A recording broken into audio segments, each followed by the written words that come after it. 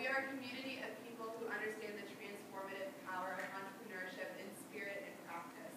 We believe that the creativity, rigor, and accountability that ensure business will flourish are just as essential to creating the circumstance for humankind to thrive.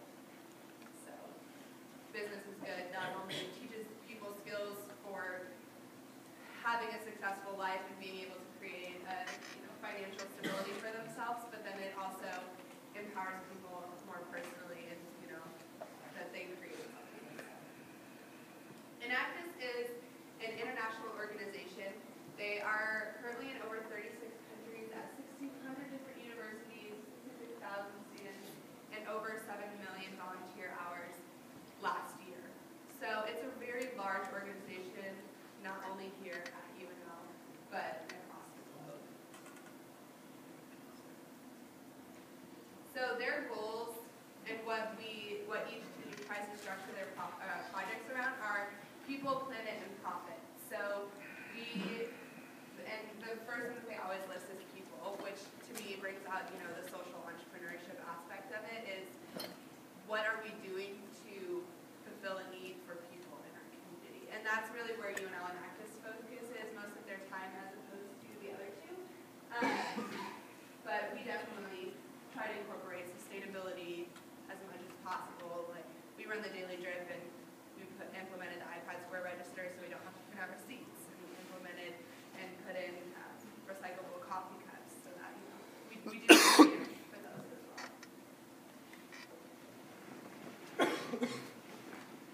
So now a little bit more about our team. We have projects that are constantly evolving. So since I've been here, I think we've worked on 9 different projects. Right now we have 5 that are constantly changing and trying to fix as the needs change. We try to change and see how we can better fulfill what we intended to do in the first place. So we fund all of our own projects. We receive a whole $0 from the university, but we get a lot of support from them in other ways.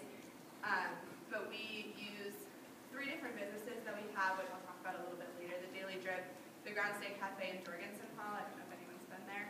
And we also run an eBay business out of the basement of CBA. And we're always looking for opportunities. So I know actually one of the students that was in your class and heard this speech from someone else came to our meeting today and presented, and is going to come to our meeting tomorrow and present on an idea that he has for farming in the community. So we're always looking for opportunities if anyone has any ideas. So. Thank you. So this is where I talk a little bit more about funding our projects. So we have 3 businesses that we run under one registered nonprofit organization. And they are the Daily Drip, the Ground State, and Surplus Solutions. So the 2, Daily Drip and Ground State Cafe, are both coffee shops. And then Surplus Solutions, we sell surplus inventory from the different departments on campus. They're not allowed to sell their own, and so anything that they do get rid of, it just goes into a general university fund, and the department itself gets absolutely nothing, like specifically back for that. And so that's how we kind of found our little niche and way to get in with the departments is because they can actually, we have the ability and the sole ability to be able to return that money to the departments. So our projects this year, we have the ENACTUS Leadership Program, where we are, I don't know why the picture looks like that, but it's an internship for high school students here in Lincoln, where we do a short seminar, and then they actually work in our businesses. So they are currently, right now, learning how to list and run an e-commerce business at Surplus Solutions. But then also next week, they're going to be working at the Daily Drip, trying to see, what we can improve operations-wise, and what also we can do better marketing. So we're trying to get these students hands-on experience while they're still in high school. A lot of them, we have 5 right now, and I think 4 of them come from the high-risk or at-risk schools. So we're really trying to give students that don't get a lot of opportunities more chances to grow and learn about becoming an entrepreneur. And they get a scholarship at the end of it. So. Businesses. So it's our team trying to find ways to better our own businesses, but then we also partner with a couple other businesses as well. So we're working with Shen Cafe, which I don't know if any of you ever met Peter and Stephen Sam, but their family started a Chinese restaurant here in Lincoln called Shen Cafe, and both of them were in ENACTUS. Can you do this work? Okay, both of them were in ENACTUS, and so we are able to work with them, and we're going to start selling their Chinese food here at the Daily Drip next week, so I'll get really excited about that, and I can have more than just sandwiches for lunch. And that's all because of our business consulting team, and last year they also implemented the Square Register system, so that's kind of what that project does. They just look to find ways to improve our businesses so that we can get more money to make more of an impact in the community. So I'm going to play this video.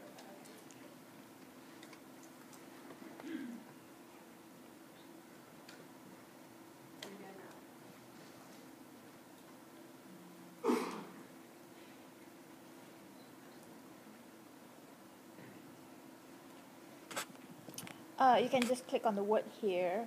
No, you see the video, there's a word here. Right here? No. Where?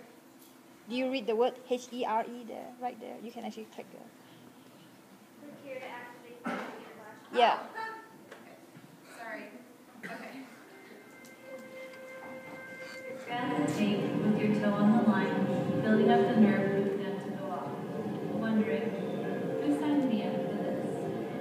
Do I have it in me to finish? Will I finish? I never thought I'd ever actually be in this race. I never thought it was my destiny. This is crazy. I can't do this alone. It's going to be such a long journey. I see my loved ones on the sidelines cheering me on. I wish that maybe I had someone running with me, or maybe I could do this later in my life. I can do this, I have to. I'm here and I've never quit before. No option. On your mark, get set, go.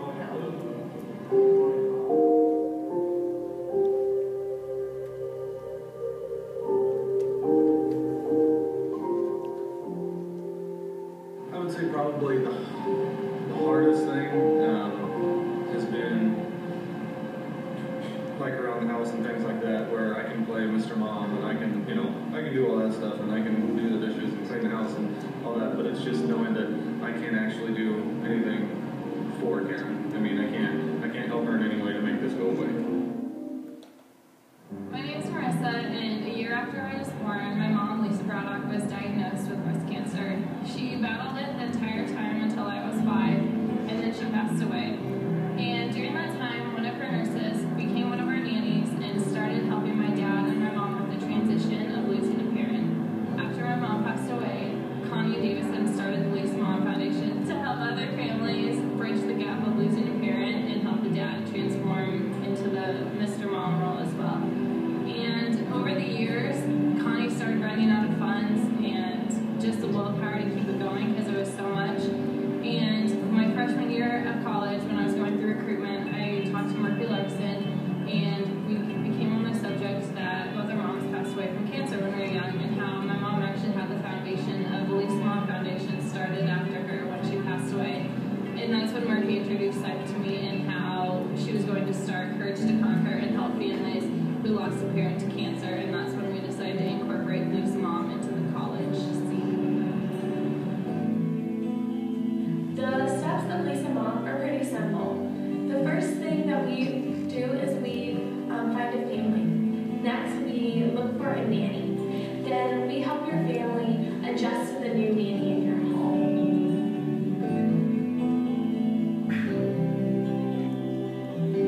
I wonder, will this race ever really be finished? Will I always be running? No, I won't always be running, but I will always be in the race. Maybe just in full drum.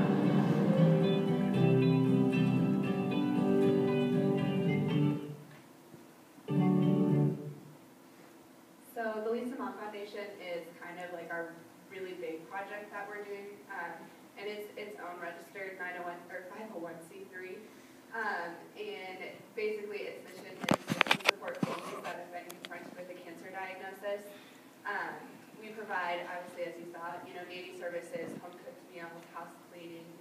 that sort of stuff. It's really helpful, especially for people that don't have a very large support structure here in Lincoln. We're helping a refugee right now from the Sudan who just doesn't have anyone else here and has 2 kids and is trying to, go through cancer treatment while raising a family, which is difficult. So, yeah, this is our largest project here right now. And then last summer, we started the Lisa Mom Bear because we saw that we needed to find a sustainable source of income for the Lisa Mom Foundation. So it runs with the Tom Buy One Give One idea, where if you buy a bear, we donate one to a child going through cancer treatment, and all of the money that goes back into fund the Lisa Mom Foundation. So we also currently have 2 international projects. One is called Salvage, where there are women in Sri Lanka that make jewelry out of recyclable goods and then are paid per piece of jewelry. And then all the profits from the jewelry that are sold go back to fund the only long-term care women's shelter in Sri Lanka, as well as an HIV drop-in center. And basically what we're doing with that here is just creating a market for it in the United States because it doesn't really exist. So we're in a couple stores downtown, and we're also developing their online presence so that you can order straight from the internet. And then we have Zambia, which is located in Africa. And we are working with a farming co-op there to help their farmers learn better business skills and improve their profits and revenues for their farmers. Last summer we had one student fly over there and was there for 6 weeks, and we're looking to send I think 2 members from our team this year. So some of our past projects, we had something that's called Start Something, which is empowering Native youth. So we went to different reservations around Nebraska and Pine Ridge and taught the high school students there how to write a grant. And one of our schools actually received a grant of $7,000 to start a music program at their school, which they've never had before. So they were able to buy a bunch of different native drums and learn how to drum. So it's pretty cool. And then we have competition. So every year we go to competition, and we were top 40 out of 600 teams, I think, last year. And so you just present on how your projects fulfill the people, plan, and profit, and then you get judged based on that. And those turn into international competitions where the top team from each country goes to the World Cup, which last year was in Cancun. And a couple people from our team went there just to watch. So it's cool. You get to see what other people are doing, even in India and China. So it's really cool. It took me years ago. It was amazing some of the projects that were going on. And you were in the top 40. Yeah. Does anyone have any questions about what we do or anything? How to get involved? Anything? I guess I didn't put our website on there. But it's unlenactus.org if anyone is interested in learning more about it. And what are the meetings? We have our meetings during your class at 5 o'clock on Thursdays. However, all of our projects have individual meetings throughout the week as well. So if at various different times, mostly in the evenings. So there are lots of different projects. So check into different ones. And like you said, even though there may be during this class, they do have projects that you can jump on board.